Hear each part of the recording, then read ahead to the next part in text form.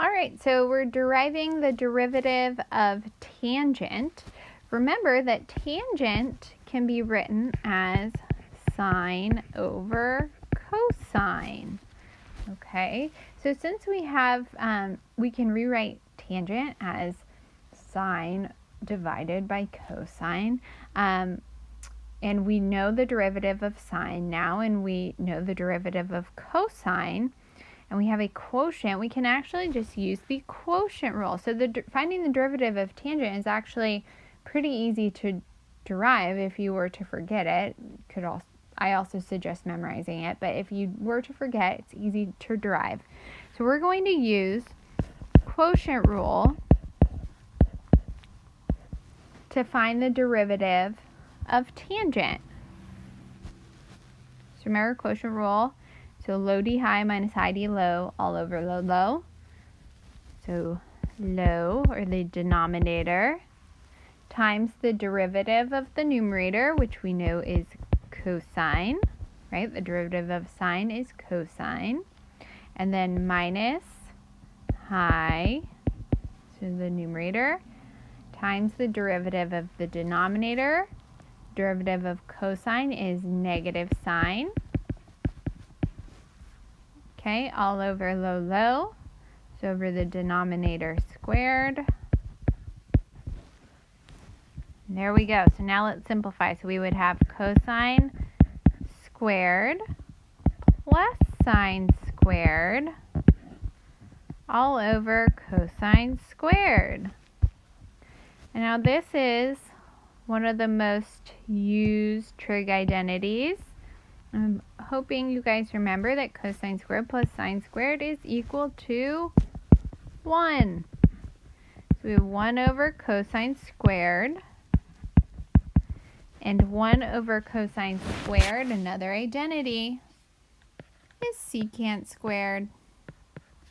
Right, since 1 over cosine is secant is the reciprocal of cosine, 1 over cosine squared is going to be secant squared.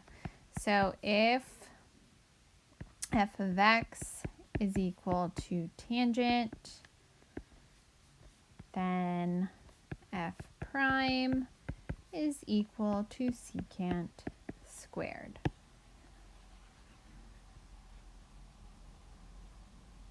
Okay, and cosecant. So cosecant is the reciprocal of sine and can be also written as 1 over sine.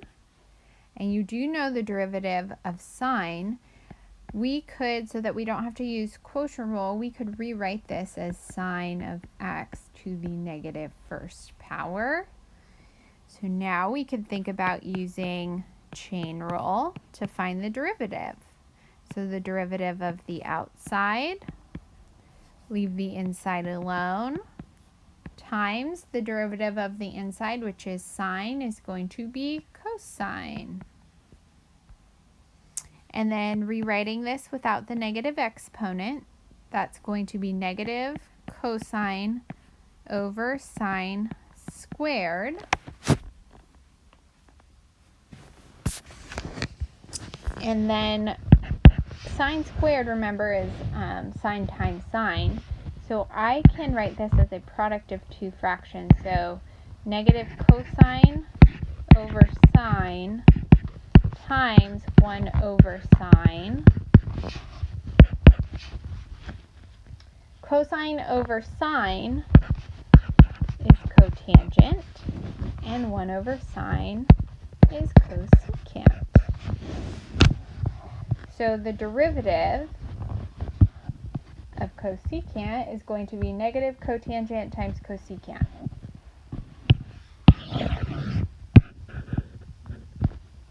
It's also equal to all these previous steps. It's just, that's what the derivative of cosecant is known as. So if f of x is equal to cosecant, then f prime is equal to negative cotangent times cosecant. So I suggest memorizing these, but that also is a pretty easy one to derive. Okay, similar derivations. Secant can be written as 1 over cosine, which can also be written as cosine to the negative first power. So then using chain rule, the derivative will be negative cosine to the negative second power times the derivative of cosine, remember, is negative sine. Simplifying that, that's sine over cosine squared. A negative times a negative is a positive. I can split this into a product of two fractions. Sine over cosine is tangent, and 1 over cosine is secant. So the derivative of secant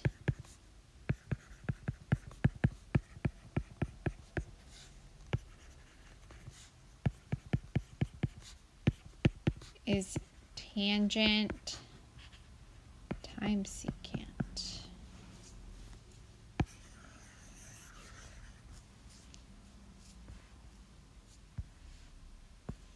All right, and I think, yep, the last one we need to derive. I'm not sure why I put cotangent last. It's similar derivation as tangent because cotangent, remember, can be written as cosine over sine. So then using quotient rule, just like we did for finding the derivative of tangent, the denominator, low, times the derivative of the numerator minus the numerator times the derivative of the denominator all over the denominator squared. Okay, clean that up a little bit. So that's minus sine squared minus cosine squared all over sine squared. And if we factor a negative out of the numerator, then we'll have sine squared plus cosine squared,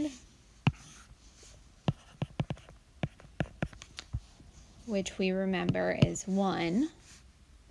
So that's negative 1 over sine squared, which then using the identity, since cosecant is the reciprocal of sine, that's going to be equal to negative cosecant squared.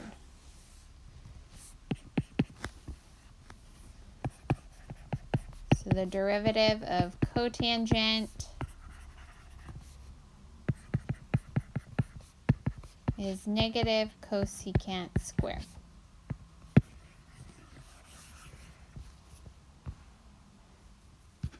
Okay, so that we just derived the rest of the derivatives of the other trig functions, other 4 trig functions, and then I'm going to stop now and I'll make one last video that will go through all of these examples.